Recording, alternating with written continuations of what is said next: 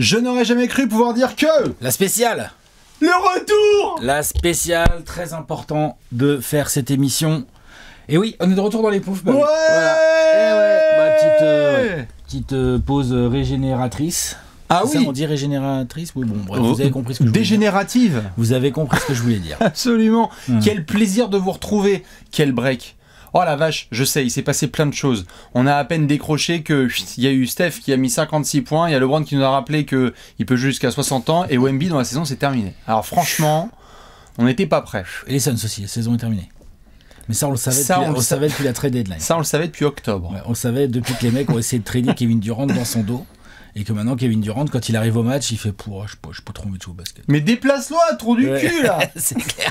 Mais fais un écran. Mais putain. Mais un écran. On l'a dit. On l'a dit avec Mike. Du coup, je sais pas s'il parle beaucoup avec Bud. Ouais, je pense qu'il parle pas beaucoup avec Bud. Allez, ce qui est sûr et certain, c'est qu'on est très content de vous retrouver. Ça y est, we are back pour le dernier virage de la fin de saison régulière pour les playoffs. Plein de choses extraordinaires à venir. On est obligé de repartir avec un classique. Je n'aurais jamais cru pouvoir dire que, si vous connaissez la chaîne YouTube de Trash Talk depuis longtemps, bah c'est simple. Lorsqu'on est en septembre, on fait les 30 prévus en 30 jours. Et il y a des phrases... Ou en octobre. Ou en octobre. Ou octobre. Ça dépend de votre équipe. Tout à fait. Et il y a des phrases qui sont absolument imprononçables, où vous êtes pris pour un troll absolu si vous les prononcez en septembre et octobre, et que vous vous projetez en mars. Genre, je sais pas, genre LeBron et Doncic vont jouer ensemble. Ah d'accord. Ok, ouais, super Michel. Ok Kevin, pose cette manette. On va en placer 2-3. Évidemment, vous pouvez participer, parce que c'est ça le jeu avec le j'aurais jamais cru pouvoir dire que... N'hésitez pas. On va le faire dans les deux conférences, d'habitude on split un petit peu, mais non, c'est le retour, il y a plein d'actu, on a plein de choses à devoir vous annoncer, et on va commencer justement avec de belles annonces. On vous l'avait teasé un petit peu avant de prendre notre joli petit break. Ah oui, oui. Ah si, on avait dit restez connectés, vous allez voir si vous connaissez le West Side. Voilà. Le East Side. Non, le West Side, vas-y, je sais pas de quel côté tu veux commencer. Tu verras. Eh bien, pour commencer, déjà, mesdames et messieurs, vous ouvrez bien grand vos oreilles et vous regardez notamment les infos qui vont tomber sur Trash Talk dans les prochaines heures et les prochains jours. L'année dernière, on a fait un apéro collector en public. Nous étions à Paris pour faire un premier apéro. Eh bien, vous savez quoi ? Cette fois, en mars, nous allons partir en province. Ouais. Nous serons le 18 et le 19 mars du côté de Strasbourg et Metz. East Coast. Exactement. Le 18 à Strasbourg, le 19 à Metz. Tout à fait. On va vous filer plus d'infos très vite, parce que le 18 et le 19, comme vous pouvez capter, c'est après-demain. C'est bientôt.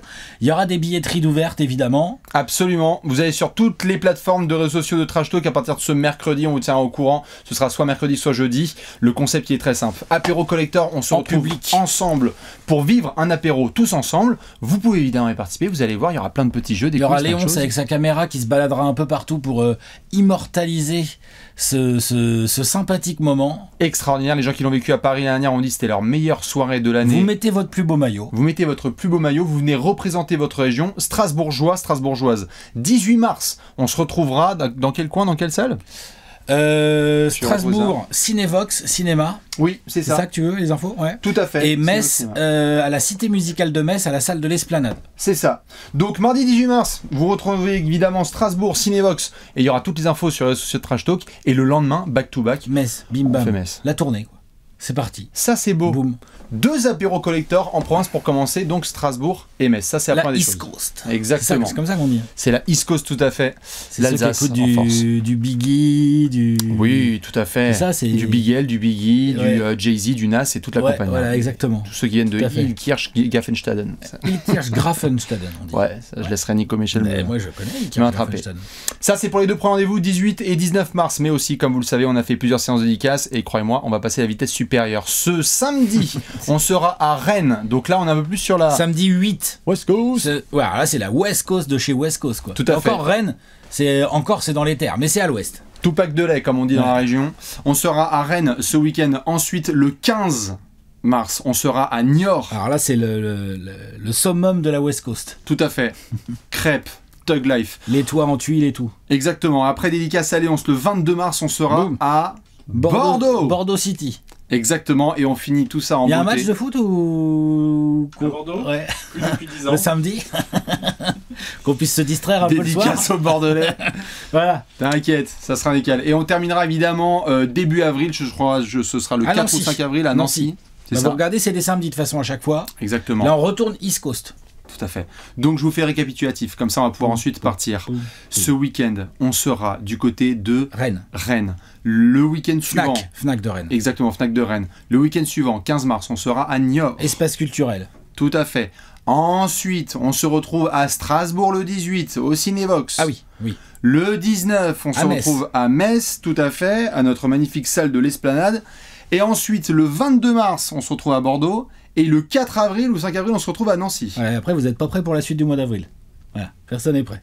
La suite du mois d'avril, c'est n'importe quoi. Absolument. Mais pour l'instant, voilà, on y va petit à petit, étape par étape. Donc vous retrouverez toutes les infos sur ce Trash Talk, mais vu que vous êtes des adorateurs de la chaîne YouTube de Trash Talk et qu'on vous aime très fort, il fallait qu'on vous donne les infos en premier. Voilà. Tout ça sera trouvé prochainement. On est très content de vous retrouver, déjà ici dans les canapés, dans les poufs, mais aussi vous voir chez vous directement, parce qu'on a l'occasion de se déplacer un peu sur les prochaines semaines, ça va être sportif. Ouais, ça va être cool. Moi, je suis très content de sortir des poufs et de voir du monde. Pareil. On va compter les maillots 77 des Mavs. On va voir qui les sort. Voilà. Et on va voir qui mange quoi où. Parce que là, vu les temps qu'on va faire, on va se balader.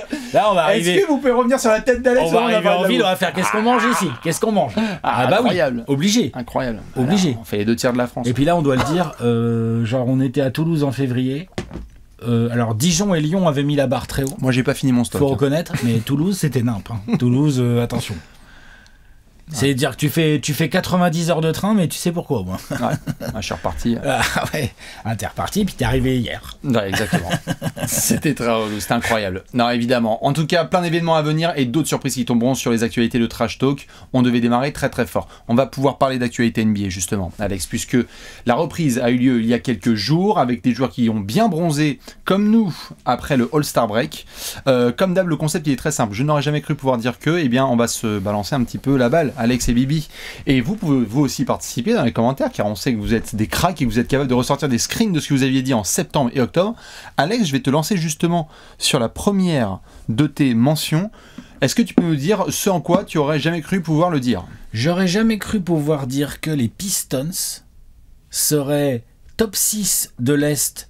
On a une 60aine de matchs par équipe jouée à peu près, hein, c'est ça, hein, serait top 6 et bien installé dans le top 6, puisque c'est pas un top 6 genre dans 2 matchs cette vidéo est obsolète, non pas du tout, ils sont dans le slip du 5 et 4. Ils ont 5 matchs d'avance sur le Heat, qui est donc 7ème, et ils sont ils sont beaucoup plus près d'être top 4 que de sortir du top 6. Les Detroit Pistons, pardon. Yep. Et qu'en plus, vu comment tu les vois évoluer là, ces derniers temps, j'aurais jamais cru pouvoir dire non plus que, bah ouais, les Pistons, une équipe un petit peu, je te dis pas qu'ils vont gagner l'Est, hein, mais une équipe un peu chiante à manier, qui a de la ressource, qui s'améliore. J'aurais jamais cru pouvoir dire ça de ces Pistons, vraiment là, surtout qu'en plus je suis pas un grand fan de JB Bickerstaff à la base, même si pendant la preview on avait dit que c'était plutôt un bon choix de coach parce que pour développer des jeunes, mais là par contre de là à les mettre top 6 et en faire un client où tu te dis dis donc ils peuvent quand même embêter des gens, tout ça, non, là vraiment j'aime beaucoup ce qu'ils proposent. Faut se souvenir que le début de saison a pas été si simple que ça pour les Pistons, que jusqu'à encore début décembre, mi-décembre, t'étais encore bien négatif en termes de bilan. Et puis petit à petit, ça s'est mis en place. Cade Cunningham est vraiment un joueur de niveau All-Star, il est en train de le prouver. Moi-même, parfois j'avais quelques doutes, bon là j'en ai de moins en moins. Et puis notre poteau Jalen Duren, il progresse là, ça se voit. Là, tu le vois, ça progresse, il colle du gros double-double. Moi j'aime beaucoup les efforts qu'il fait en termes de protection de cercle, de mieux se positionner en aide, et vraiment je suis fan de son jeu de passe pour un pivot très athlétique comme ça. Il fait attention à bien lâcher les ballons, que ce soit sur short roll ou des trucs comme ça. Non vraiment, Malik Beasley en sortie de banc, non vraiment les Pistons là, Osar Thompson, c'est super. C'est du très très bon boulot fait par le staff des Pistons, des joueurs. Ils me font penser à le Bickerstaff des Pistons. Tout à fait. Ils me font penser à ces franchises parfois qui évidemment viennent de nulle part, mais qui ont fait les bons choix et les bons mouvements pertinents les mois précédents. Tu as connu ça notamment avec Phoenix juste avant la bulle. Non, c'est pas non. Avec les Suns juste avant la bulle. Si, je te jure. Lorsque vous aviez récupéré du Ricky Rubio, cette équipe-là, c'était une équipe où il n'y avait pas de structure notamment. Et dès qu'il y a eu les bons choix... C'est vrai que Tobias Harris, tu as raison, il apporte. De vétérans, que ce soit évidemment Tobias Harris, que ce soit Malik Beasley, que ce soit les deux garçons, même des gars comme Fontecchio qui sont aussi là en sentiment et qui ont pu faire le travail précédemment, tu sens que les choix qui ont été faits sont assez clairs, et j'en reviens aux fans d'épisodes avec qui on discutait l'été dernier, c'est vraiment bien, ça s'applique, et du coup, vu qu'ils ont une bonne régularité dans les performances, moi je suis très fan aussi de la régularité de leur jeu tous les soirs, c'est qu'ils jouent assez dur, ils ont une profondeur de banc, qui leur permet justement de pallier certaines absences, et donc du coup... Bah, comme Jaden Ivey, c'était quand même sale, la blessure de Jaden Ivey, c'est quand même dur. Alors qu'il avait plutôt bien démarré la saison. Tout à fait. Il a joué quoi, une trentaine de matchs environ, je dirais. Ils ont trouvé en fait les solutions, exactement, et moi j'avoue que c'était imprononçable. Il y a un an, je faisais un aller café en démolissant. La pire franchise, t'as dit, toi, j'ai ou la dit pire équipe. C'était factuellement la pire franchise des 15 dernières années. Factuellement, ça l'est plus. Ah, factuellement, attention, il y a du monde là. Ouais. Pire franchise, là, il y a un concours en train de s'organiser, bon, qui est très très largement dominé par une franchise dont on va peut-être reparler dans cette vidéo, mais il y a quand même du monde qui concurrence. Ah oui, tout à fait. Non, mais c'est très très fort. Et les fans des Pistons qui se régalent, on va voir ce que ça donne sur la fin de saison, mais ouais, ils peuvent. Voilà, déjà ça va aller en play-off, je pense. Sauf vraiment sale fin de saison, mais. Ouais. Je pense que moi, ce qui me choque le plus, à la limite, dans toutes nos suggestions, c'est que ils peuvent peut-être faire les playoffs sans passer par le play-in. Bah c'est ça. On aurait dit ensemble, bon, ils craquent la 10e place. 10e, ils craquent. Ouais, je suis d'accord. Non, d'ailleurs, je crois même que je les avais pas mis, moi. Non, j'avais mis les Hornets. Je sais plus ce que j'avais mis. J'en avais mis une comme ça où on n'était pas tout à fait d'accord. Genre, j'avais enlevé les Bulls, moi, je crois. Toi, t'avais mis les Bulls, moi, j'avais pas mis les Bulls. Je sais plus ce que j'avais mis. Non, j'avais pas mis les 30 preview. Non, j'avais pas mis les Pistons. Alex, les Pistons, tu les as mis 13e avec 24 victoires. C'est les Hornets qui étaient 10e chez toi. Et moi, j'avais mis les Pistons 13e aussi. Bien propre, impeccable. Nickel. Bah, monsieur le juge, il sera pas content, je pense, l'année prochaine. On va se marrer. Ouais. Et c'est comme ça, c'est la vie. Ça fait plaisir. Moi, les Pistons, en plus, j'ai une affection particulière pour cette franchise. C'est super. Je suis très content. Ouais, très content, évidemment, pour les fans de Détroit qui se régalent. En fait, t'as déjà réussi ta saison. Ah, bah là, oui. T'as réussi. Maintenant que t'es top 6 et que t'as de l'avance sur 7ème, t'as envie d'aller plus loin, par contre. Oui, c'est normal, c'est normal. Et attention, on en parlera aussi, puisque tu fais la mention du juge. Attention, Alex, il a vécu ça avec les Suns, moi j'ai vécu ça avec certaines franchises. Là, c'est Kumbaya, tout le monde s'entend bien, t'es l'équipe qui surprend. L'année prochaine, vous serez attendus, les pépères. Oui, puis il va falloir encore se renforcer, il y a encore des points à améliorer. Je pense qu'en termes de shooting, il y a encore un peu de progrès à faire. Si tu veux pas te retrouver un peu à faire une sorte de Magic, même si Kate Cunningham bouge beaucoup de trous, mais on voit que le Magic galère à cause de son manque de création, mais surtout de shooting, je trouve. Les Pistons ? Le Magic qui était un peu une darling, qui avait beaucoup progressé, qui jouait dur. Bon, c'était sur une base de grosse défense, mais avec Banchero et Wagner qui créaient beaucoup d'attaques et tout. On voit qu'après, une fois que tu es attendu, tu as besoin de plus de variété, de plus de shooters. Là, ça va être le cas pour les Pistons. Tout à fait, bien sûr. Les mecs vont laisser shooter au Sarr Thompson. Il va falloir soit qu'ils les mettent, soit qu'il y ait d'autres gars qui puissent shooter autour. C'est ça. Ce sera l'occasion pour nous de dire c'était très bien pour reconstruire J.J. Bickerstaff. Maintenant, il faut passer un cap. Et si on changeait de coach. Voilà. Le running gag sera évidemment repris avec grand plaisir. Bravo pour les fans des Pistons. Bravo. C'est bien. C'est super. Bravo à eux d'avoir tenu dans la galère. Voilà, je voulais commencer par eux parce que je trouve que ça mérite. Eh bien, tu as bien raison. Écoute, j'en ai une très belle aussi, si tu veux. Je n'aurais jamais cru pouvoir dire que être le meilleur scoreur de la NBA, un des meilleurs défenseurs de la planète, le meilleur joueur à son poste de la planète, le leader de la franchise qui est numéro 1 de ta conférence, ce serait pas assez pour que tu sois un MVP incontestable. Shai Gilgeous-Alexander, on va parler évidemment de cette course-là, parce que, excusez-moi de le dire, mais Shai Gilgeous-Alexander fait une saison extraordinaire. Jordan du début des années 90. Pas le style aérien, mais toute la production qu'il faut pour une équipe qui ultra domine. Genre, ils ont une avance. Vraiment. Ouais. Et on a un débat, parce qu'en face, il y a un mec qui est en train de nous faire un règne. Je pense qu'un jour, on va refaire... En fait, c'est le meilleur joueur du basket actuel. On va refaire un classement des meilleurs pilotes de tous les temps. Il y a des gens qui vont bégayer très fort, parce que ce qu'on est en train de voir avec Nikola Jokic, en fait, le pauvre, je l'ai défendu, moi, tu le sais, Shai Gilgeous-Alexander toute la saison, et je vais continuer à le faire. Mais franchement, la bataille, elle est tendue, parce que ce qu'on est en train de voir de la part de Jokic avec les Nuggets, c'est tellement extraordinaire. Tous les soirs, il a fait 19 passes l'autre soir. C'est n'importe quoi. Il domine, les Nuggets sont en train de monter en température pile comme il faut. On était là, genre, il aura peut-être pas l'argument bilan collectif. Ils sont top 3 là, et ils pourraient être encore deuxième, vu qu'on va reparler de notre franchise après. On va faire comment ? Genre, que doit faire de plus Shai Gilgeous-Alexander pour être un MVP sûr et certain ? Il claque des 50 points et tout. 10 ans plus tard, mais faut pas être en même temps que Jokic, quoi. Peut-être que c'est ce genre de truc, en effet, qu'on a connu dans d'autres décennies, où t'avais des mecs qui mettaient une dictature. Une dictature sur certains trophées. C'est du jamais vu ce que fait Jokic. Franchement, c'est n'importe quoi ce que fait Jokic. Je sais pas où vous les placez-vous dans la course au MVP. Et peut-être toi tu me diras les tiens à l'heure actuelle, mais je parle avec Nico Michel qui tient sa rubrique MVP. Il m'a dit putain, au moins c'est cool, ça va être le suspense jusqu'au buzzer. Mais il ne peut pas se détacher, quoi, Shai. Il est trop fort, l'autre. Non, l'autre, non, rien à faire. Voire, moi, j'ai aucun problème. Et d'ailleurs, c'est ce que j'avais fait, moi, quand on avait fait la course en décembre avant Noël. Moi, j'avais mis Jokic. Hein. Oui, c'est vrai. Moi, j'avais mis Jokic. Parce que voilà. Et là, j'ai envie de continuer à mettre Jokic. Je trouve complètement incroyable. Après, évidemment, que Shai Gilgeous-Alexander, les deux dossiers sont complètement fous. Mais t'as raison, c'est ça l'angle. C'est... Shai Gilgeous-Alexander, il est dans une équipe qui collectivement domine de ouf. Lui, il fait une saison à la Jordan 88, grosso merdo. Et quoi? Et donc non. Ah non. Ah bah non, c'est pas sûr qu'il soit le MVP. Genre, vous voulez quoi de plus? Parce que, en fait, potentiellement, là, quand on va bosser un jour, on va bosser sur les updates de Top 100 avec Bastien. Je sais pas où on va mettre je sais pas où on va mettre Shai Gilgeous-Alexander, comment tu le rentres, qu'est-ce que t'en fais. On verra ce qu'a fait le Thunder d'ici là. On verra ce qu'a fait le Thunder. Par contre, je sais que Nikola Jokic va rentrer. Et va rentrer, genre, je sais pas, il rentre dans le top 20, déjà, c'est ça sûr. Oui, ça va, t'as pas... j'ai eu peur. Oui. Il rentre dans le top 20, je ne pense pas que je mettrais 15 joueurs devant. Après, est-ce que j'en mettrais 10 ? Ça sera une discussion. Voilà. Parce que... C'est de ça dont on parle. Bah, c'est ça dont on parle, parce que l'autre, c'est quoi ces conneries, là ? C'est abusé. Franchement, c'est abusé. Et je continuerai à défendre Shai là jusqu'au bout, mais l'autre, tous les soirs, il revient en me disant genre, t'es vraiment sûr de ton avis parce que là, vraiment, je suis un gros cran au-dessus. Et je suis là, non vas-y, Shai, remets 51 points. Let's go, il y va, il y arrive. Shai, il envoie. Hein. Putain, toi, t'avais dit, ouais, il lui manque des grosses perfs et tout. Là, il t'a écouté, Shai. Oui, voilà, on est d'accord.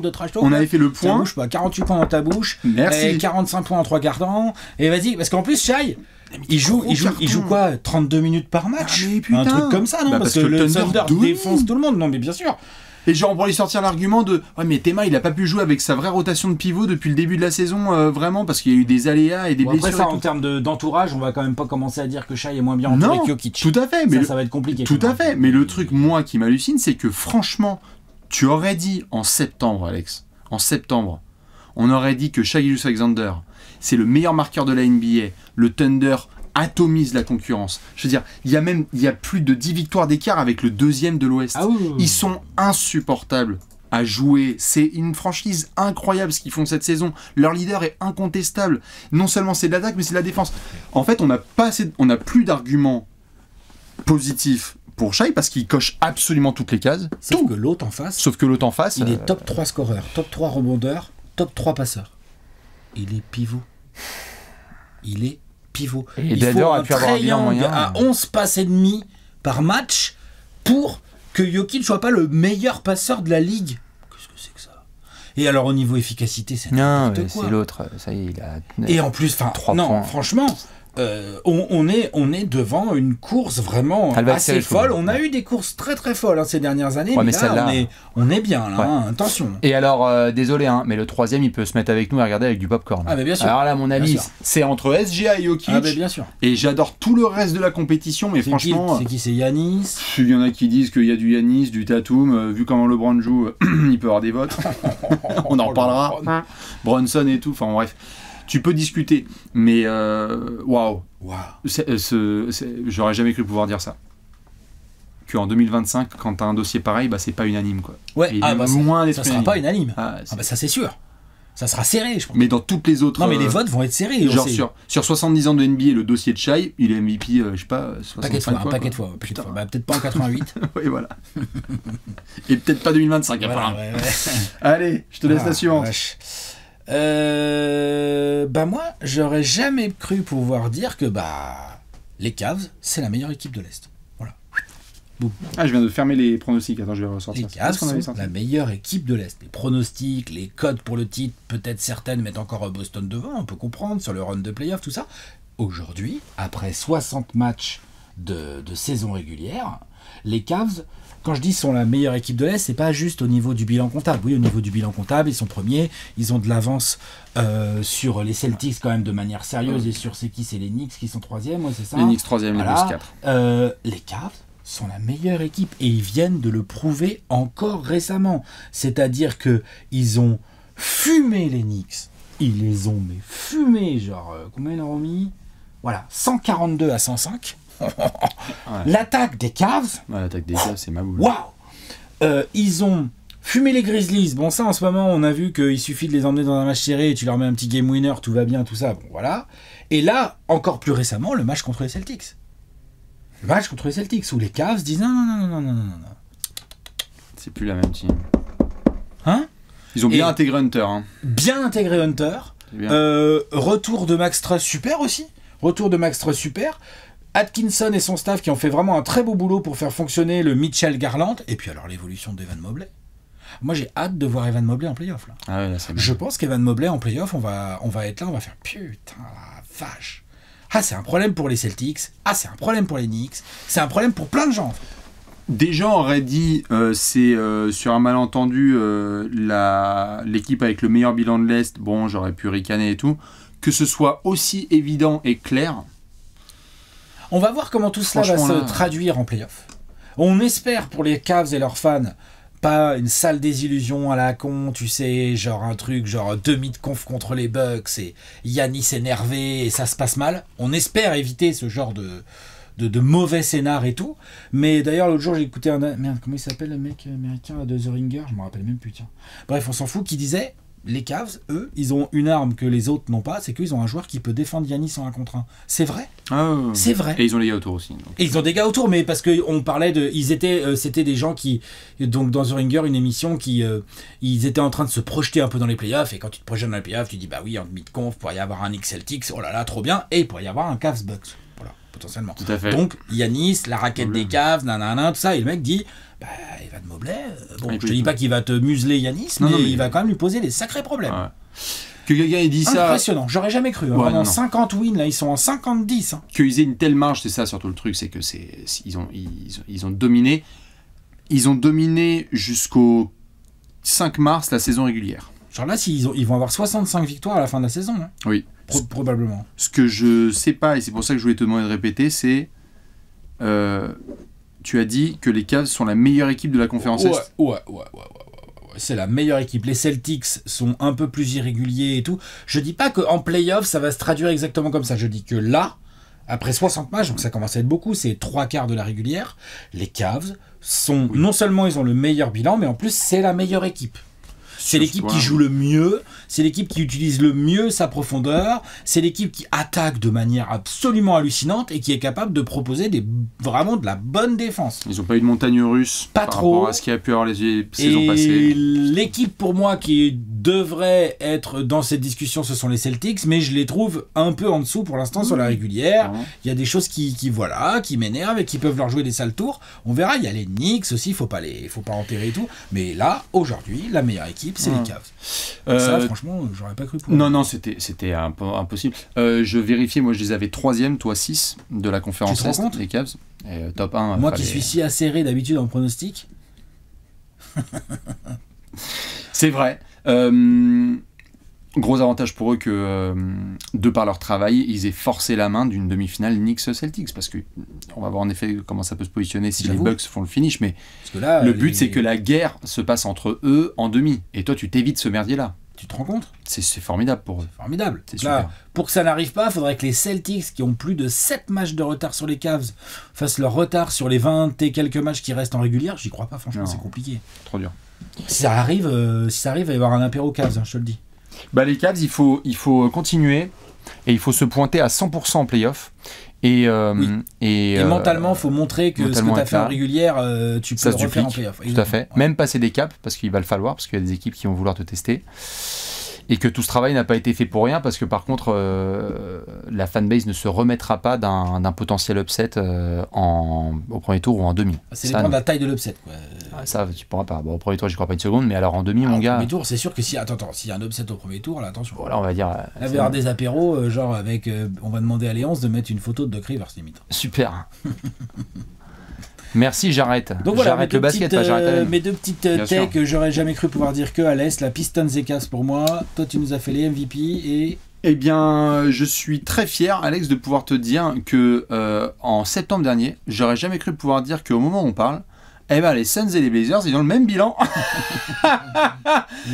C'est cadeau ça, on va parler de ces deux franchises alors. Deux dossiers très différents. Ah, tu m'étonnes. C'est-à-dire qu'il y a une équipe qui est contente et l'autre qui est pas contente. On va parler de nos amis les Blazers qui sont sur une super deuxième partie de saison et qui ont vraiment une dynamique très positive.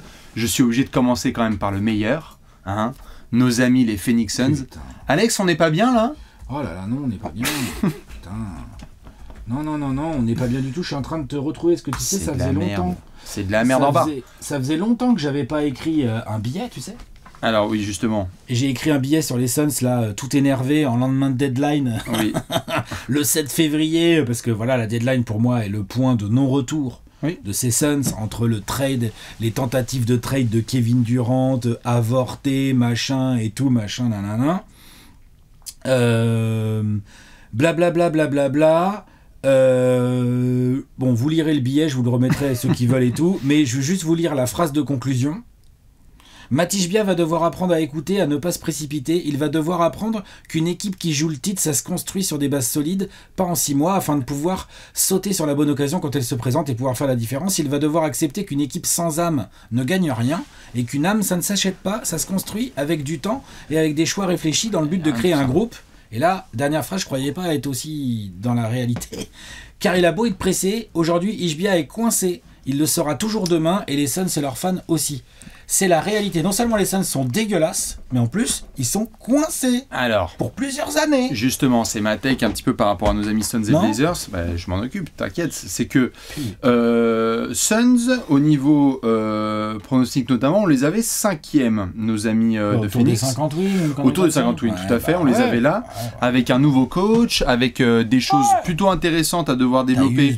Notamment le fait que Tyus Jones avait été récupéré et que Devin Booker venait de se faire Team USA, donc il y avait des choses qui étaient intéressantes. Il avait été vachement loué par Steve Kerr et ses coéquipiers. Donc tu étais en droit de te dire, bon, ça va aller nettement mieux. D'ailleurs, les 2 premières semaines, on en a parlé, il y avait des trucs positifs, ça démarre très très fort à Phoenix.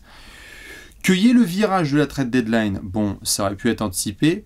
Que le truc explose comme ça en vol, que tout le monde se foute de la gueule de la franchise, parce que là, il n'y a pas une semaine sans que quelqu'un roule sur Phoenix. Hein.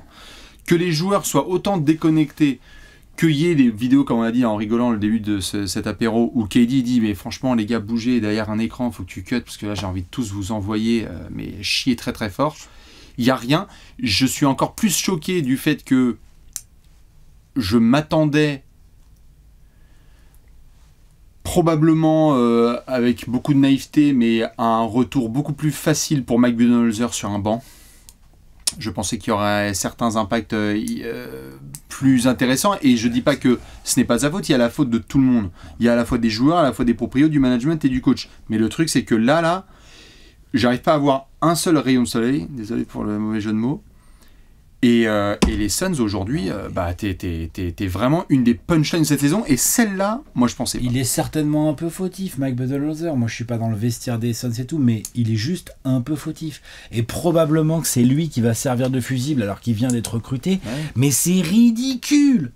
C'est ridicule. Là, on l'a bien vu, il y a eu une cassure énorme à la deadline, avec ces histoires de on essaye de trader Kevin Durant en douce, le mec l'apprend. Là, ça se voit. Kevin Durant, qui est un garçon un peu fragile, quoi, qui aime pas, gna gna gna, qu'on dise du mal de lui, gna gna gna. Voilà, il est un peu fragile. Toi, tu essaies de le trader dans son dos et le mec l'apprend. Bah ouais, là, il a le body language d'un mec qui veut se casser. C'est évident, et il va se casser d'ailleurs. C'est Kevin Durant, il va pas rester, c'est évident.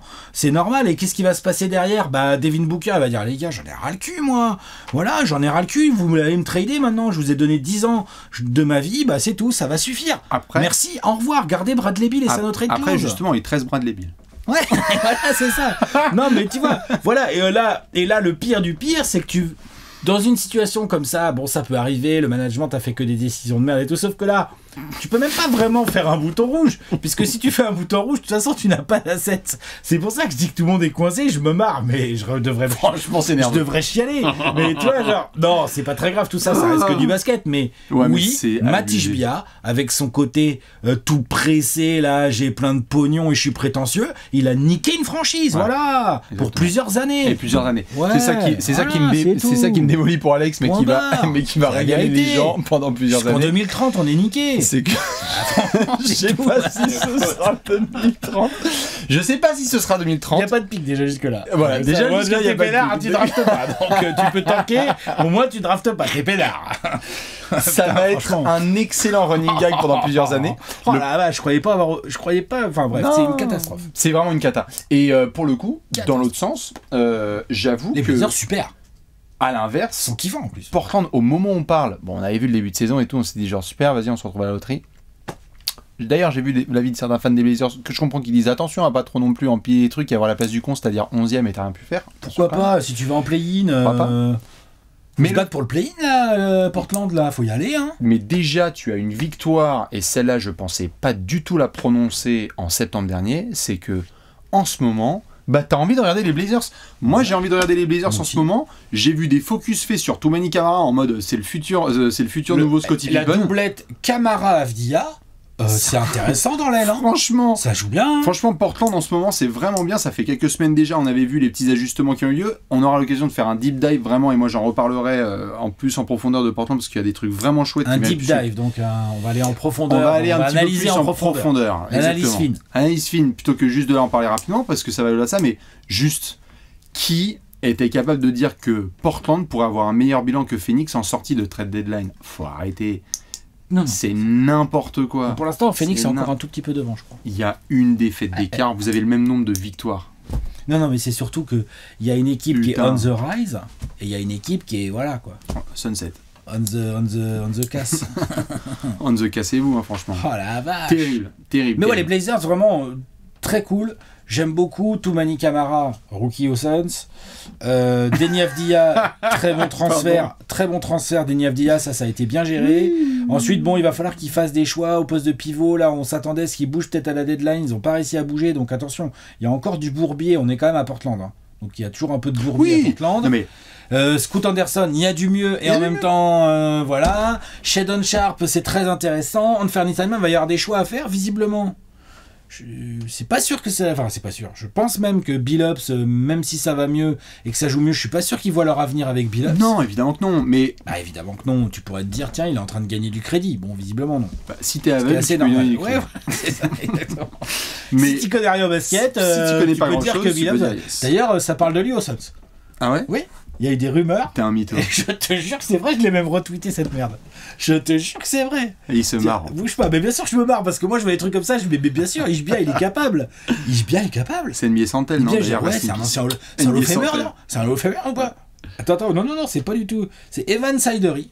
Bon, Ouais, bon, allez. Evan Sidery, Allez, je le oui, laisse. bon, Allez. c'est pas l'insider le plus fiable de la Terre, mais ça- il a de temps en temps des bons trucs. If the Suns decide to fire Mike Budenholzer, keep a close eye on a potential Non, mais il a voulu augmenter of ses Trailblazers followers. head coach. Il a voulu faire du reach. Donc là, il y Il a savait Alex qu'il the allait Trash Talk qui a dit il vaut mieux en rire. Shut the fuck up, Evan. Don't play with me. Ah la vache. Non, mais c'est oui, très oui, fort. non, mais on en est là chez les Suns et les Blazers. J'avoue, je trouve qu'il y a des petits éléments de victoire qui sont importants à grappiller dans des fanbases de franchises qui sont vraiment dans la merde. Et ça fait plusieurs mois qu'à chaque fois qu'on croise des fans des Blazers, on leur dit on leur met une tape sur l'épaule, on leur dit c'est pas facile. Et là, il y a des éléments de satisfaction. Et il y a des choses sur lesquelles tu as envie de t'accrocher. Et tu peux essayer de construire, Je suis tout à fait. d'accord. Et ça donne envie de regarder la fin de saison, première victoire. Ça donne envie déjà d'aborder la saison suivante, De c'est-à-dire voir que s'il n'y a pas une petite place en ligne à gratter au cas où les Mavs, ça se passerait pas comme ils voudraient leur fin de saison. On va voir, voilà. en tout cas il y a des gens qui s'y emploient. On va y revenir. Je te confirme. Mais non, pour le coup, je voulais faire juste cette petite dédicace parce que le bilan Suns Blazers, il est très beau. Je t'en prie, suivante. Les Mavs. J'aurais jamais cru pouvoir dire Alors à 2 points, ouvrez les guillemets. que les dirigeants des Mavs deviendraient en 4 semaines les gens les plus détestés de la ligue. Des fans, hein, par les fans. Voilà, j'aurais jamais cru pouvoir dire ça, c'est allé mais beaucoup trop vite. Là, on dit tout le temps la NBA, tout va tellement vite en NBA, et là, c'est n'importe quoi. Là. Eux, ils ont allé très très vite. Parce que bon, il y a le trade de Luka. Ok, donc ça, c'est un truc de fou furieux dont on va reparler pendant. Mais laisse tomber combien de temps on va reparler de ce truc, je sais pas, on verra.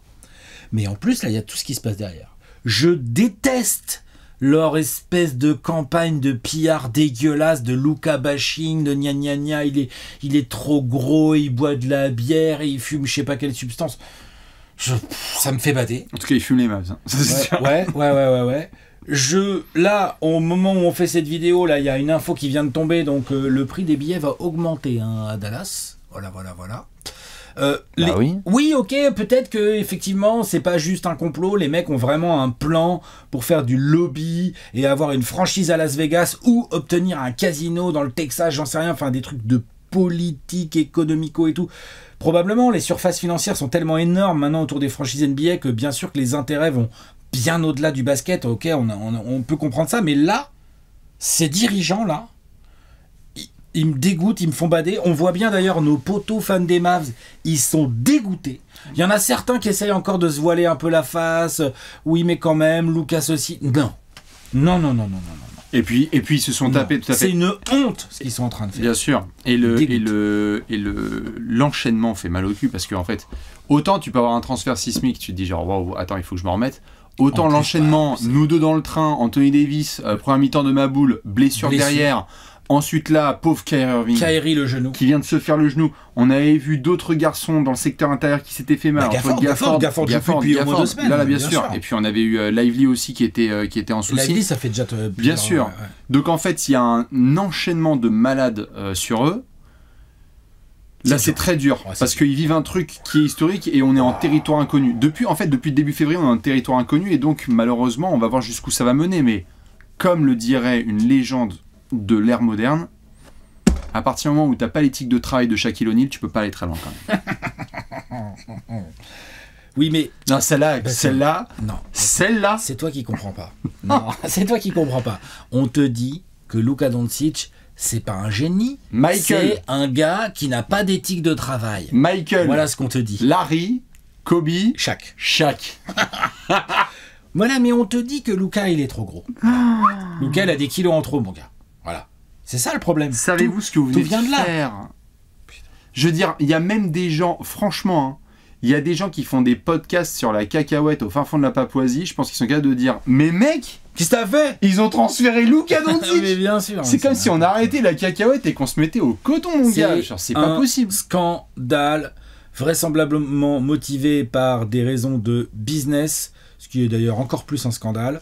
Et on n'en a rien à faire du sportif là du côté des dirigeants des Mavs. D'ailleurs, ils y connaissent rien, ils n'en ont rien à foutre. Ce qu'ils veulent, c'est du business, du pognon, des casinos. C'est parfois trop de la over. Je comprends n'importe quel fan des Mavs qui me dit c'est bon. C'est quoi ? Exactement ce que j'allais dire. Au moins, on se marre. Vous allez vous marrer. C'est exactement ce que j'allais dire. C'est marrant que tu dis ça. Après, au fil des années, on se comprend aussi. Mais parfois, on est dans la surréaction. On dit oui, c'est quand même, c'est que non, le sport, là, etc. Franchement, là, je comprends. Parfois, on le dit genre, non, quand même, faut pas surréagir. Là, il y a des fans des Mavs qui me disent, tu sais quoi, je suis dégoûté. J'ai plus envie de regarder. Je comprends. Franchement. Je comprends. Talasso, tranquille, reprenez du plaisir en vous liant au basket par une autre manière, mais ça je peux comprendre parce que c'est pas juste un coup de poignard. Ils sont en train de se taper un truc qui est dégueulasse. Non, c'est dégueulasse. Voilà, j'aurais jamais cru. C'est là en septembre, fallait la voir. Oui, en fait, c'est ta phrase initiale, c'est j'aurais jamais cru pouvoir dire que les dirigeants deviendraient les gens les plus détestés là, comme ça. Surtout que 6 mois avant, quelques semaines. Et 6 mois avant, on était en mode. On était en mode Nico Harrison, incroyable. Bien sûr, c'est clair. Les transferts de malades, bien joués. Ils ont pris Lively et tout. Ouais, et en plus derrière, il s'est recruté il s'est amélioré. Notre question de la mort, c'est est-ce qu'ils se sont suffisamment améliorés pour jouer le titre ? C'est notre question de la mort, mec. La vache. Ah là là là là là là. Alors, t'en as une petite encore ? Bien sûr. J'en ai une petite dernière, moi. Pareil. Je n'aurais jamais cru pouvoir dire qu'aujourd'hui, je préfère être fan des Rockets que des Sixers. Alors, on va s'occuper, évidemment, désolé, obligé de faire des doubles punchlines. En septembre dernier, les Sixers, qui ne les avaient pas dans le top 6, allez, top 8, si vous étiez un peu dans la hate et que vous disiez ça va pas marcher cette affaire. Là, les Sixers, c'est un désastre absolu. On vient de voir que Joel Embiid, sa saison s'était terminée, a-t-elle seulement commencé. Paul George, on a fait suffisamment de punchline sur le fait qu'il y avait plus de séquences sur TikTok que de paniers marqués. Il a dit qu'il allait arrêter les podcasts et qu'il allait se mettre au sérieux pour aider les Sixers à trop d'extra sportifs. Il a dit le mot contending. Ah bah, Paul George, il sait pas ce que ça veut dire ou quoi ? Il va contending les tendances, ouais, c'est tout. C'est tout. C'est n'importe quoi. Je suis tristoun pour Therese Maxey, je suis tristoun pour les fans, je suis tristoun aussi pour Nick Nurse, pour Gershon pour Kelly, pour Gershon et tout. Franchement, c'est dur. Et si ça se trouve, c'est pas terminé. Non. Le même, et c'est pas fini, si ça se trouve, il va tout à fait coller à nos amis Sixers. Alex... Ça peut partir en vrille cet été, cette affaire. Hein, attention. J'y compte bien. Alex, on est début mars et ils ont 21 victoires pour 39 défaites. Non, jamais. Déjà de base. Déjà, ça, le bilan, c'est une cata. J'aurais jamais pu dire ça. Non. Mais derrière, t'as les fans de Houston qui, par exemple, espéraient que ce soit une saison qui se passe bien. Et c'est la régalade absolue. Bon, il y a un petit coup de mou là, normal, mais qui était attendu. Il y a un coup de mou, mais qui était attendu aussi. Ils sont en train de rentrer dans leur rang dans lequel ils pouvaient être. 7, 10. Ish. On va voir si ça slide un peu plus bas Houston, mais t'es fan de Houston, tu te la coules douce. T'es tranquille. T'as l'avenir devant toi. T'as l'avenir devant toi. Il y a 1 an et demi, tu regardais les pick and roll Harden Embiid et tu te disais, peut-être qu'un jour on retournera en playoff. Eux, ils ont quand même l'avenir devant eux. Ça va trop vite, les gars. Ça va trop vite.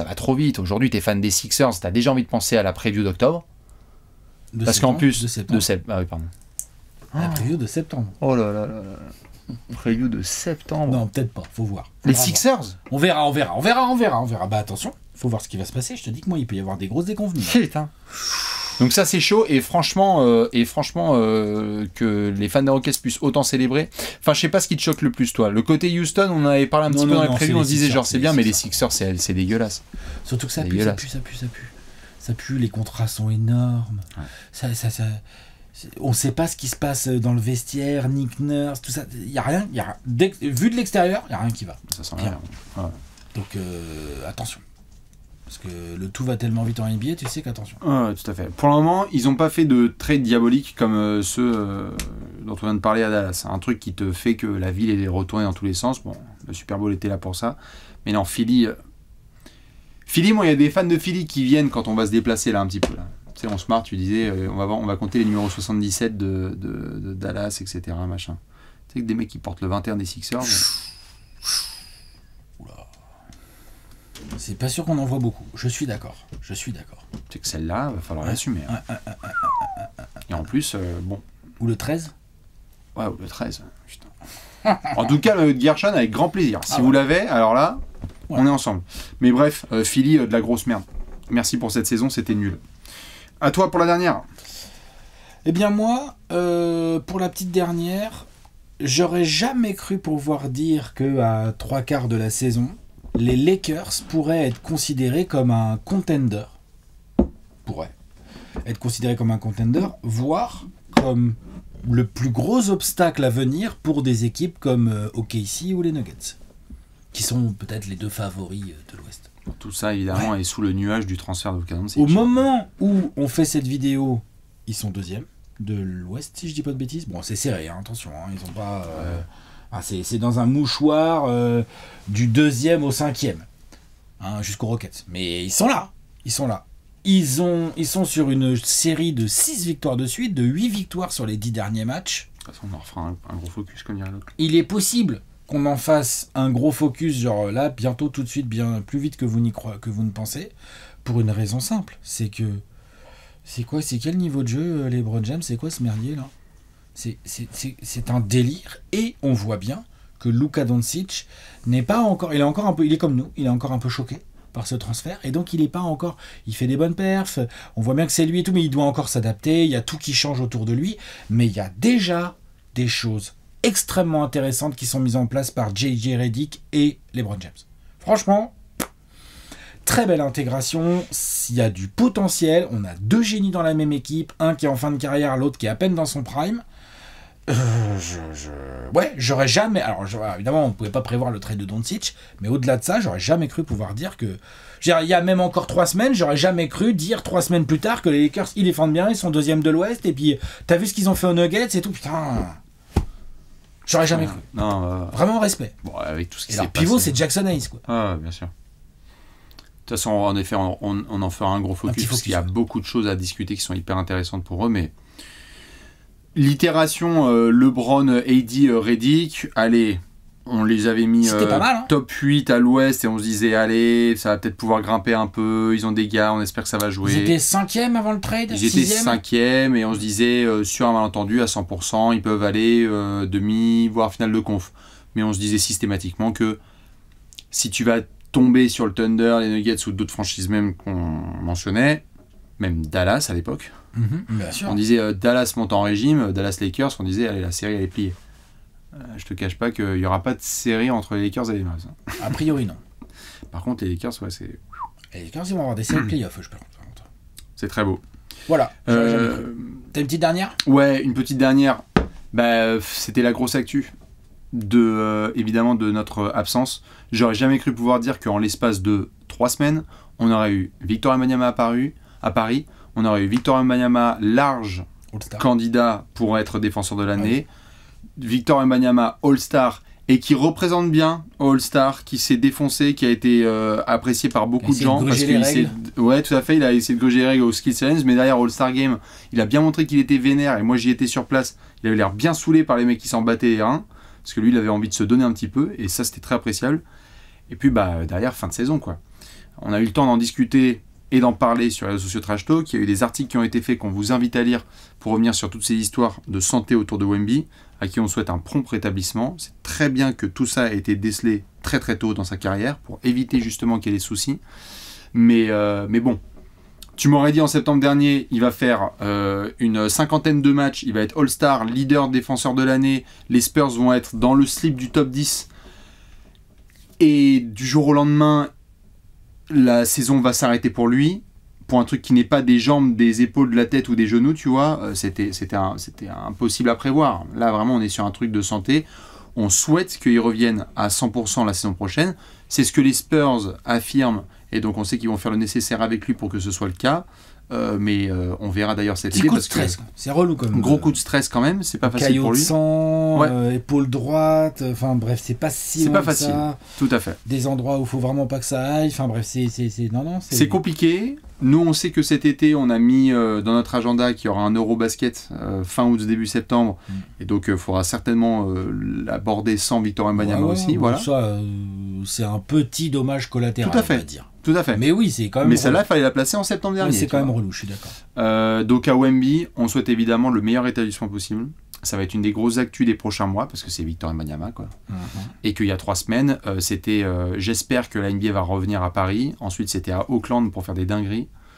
Enfin voilà, Wemby était partout. Moi-même, je l'ai vu à San Francisco. Tu sens que c'est la star montante. Ça ne va pas changer, mais il va avoir quelques mois sans basket. Et donc, ça me permet aussi de faire juste un coucou et un clin d'œil aux copains qui m'ont envoyé des messages de celles et ceux qui, de plus en plus, commençaient à prendre des billets pour San Antonio pour aller voir et comme ça. Malheureusement, c'est la vie, c'est la santé des joueurs.